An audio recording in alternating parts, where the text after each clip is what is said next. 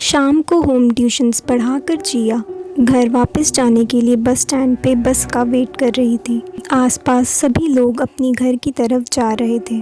तभी बस आ जाती है और जिया बस में बैठ जाती है। बस से उतरने के बाद जब जिया अपने घर की तरफ जा रही थी तभी उसे कोई आवाज़ आती है, आज मैं तुम्हारे घर आऊंगी। आसपास कोई भी नहीं था। यह आवाज़ तो इस कचरे के डब्बे से आ रही है। I will come home tonight. कैसी अजीब सी डॉल है ये। वो उस डॉल को वहीं पर फेंक कर चली जाती है। जब जिया घर पहुंचती है तभी उसे अपनी सिस्टर का एक मैसेज आता है कि वो आज रात घर पर नहीं आएगी। जिया फ्रेश होकर सोने के लिए चली जाती है। रात के 2 बज रहे थे तभी डोरबेल बजती है। इतनी रात को कौन आया होगा? शायद नेहा आई होगी। दरवाजे पर वही डॉल पड़ी थी जो जिया ने कचरे में फेंक दी थी। जिया को लगता है कि उसकी सिस्टर नेहा उसके साथ मजाक कर रही है और जब वो उसे कॉल कर ही रही थी तभी उसे दरवाजे की तरफ किसी के चलने की आवाज़ आती है। कौन है वहाँ पे? जिया,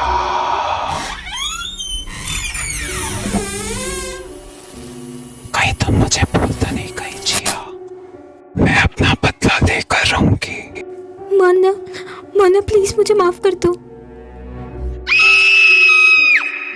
जब नेहा घर आकर देखती है तो बेडरूम में कोई भी नहीं था और सारा सामान इधर उधर पड़ा हुआ था। इसीलिए वो पुलिस को कॉल कर देती है। कोई भी सामान चोरी नहीं हुआ था पर पुलिस को इन्वेस्टिगेशन के दौरान एक डॉल मिलती है। मैम, हमें कोई और एविडेंस तो नहीं मिला पर एक डॉल मिली है जिस पे खून था। उस डॉल को देखकर नेहा को अपने स्कूल के दिनों की याद आती है। नेहा अपनी बहन जिया और एक दोस्त श्रेया के साथ मिलकर स्कूल में रैगिंग किया करती थी। ये तो हमारी क्लास की टॉपर मान्या की डॉल है, पर मान्या तो बहुत साल पहले ही गायब हो गई थी। मैं श्रेया को फ़ोन करके पूछती हूँ, शायद उसे कुछ पता हो। हेलो श्रेया, मुझे तुमसे बात करनी है, क्या हम अभी मिल सकते हैं? हाँ, मैं हमारे स्कूल के पास ही हूँ, तुम वहीं आ जाओ मुझसे मिलने के लिए।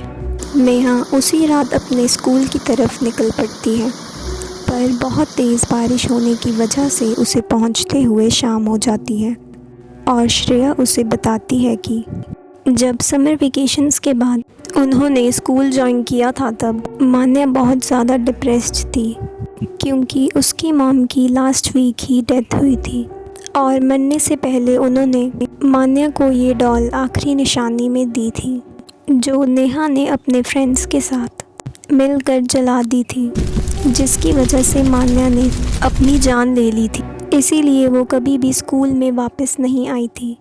1 हफ्ते तक उसकी डेथ के बारे में किसी को भी पता नहीं लगा था। बहुत रात होने की वजह से नेहा श्रेया के घर पे रुकने का फ़ैसला करती। नेहा को मान्या के बारे में सोचकर बहुत बुरा लग रहा था।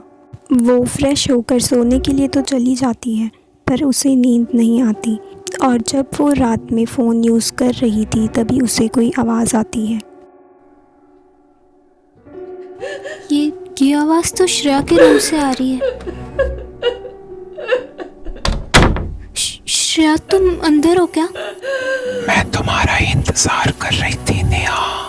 नेहा एक बार भी पीछे नहीं देखती थी और अपने घर की तरफ निकल पड़ती है। रास्ते में जाते वक्त वो श्रेया के बारे में सोचती है और अपने अपार्टमेंट में पहुंचते ही वो उसे कॉल करती है। हेलो श्रेया, तुम कहाँ पे हो? हेलो, मैं श्रेया की मम्मी बात कर रही हूँ। श्रेया की तो लास्ट वीक ही डेथ हो चुकी है। तो जिसके साथ मैं इतनी देर से बात कर रही थी वो कौन थी? मरने से पहले श्रेया के रूम में एक डॉल थी जो अब गायब हो चुकी है।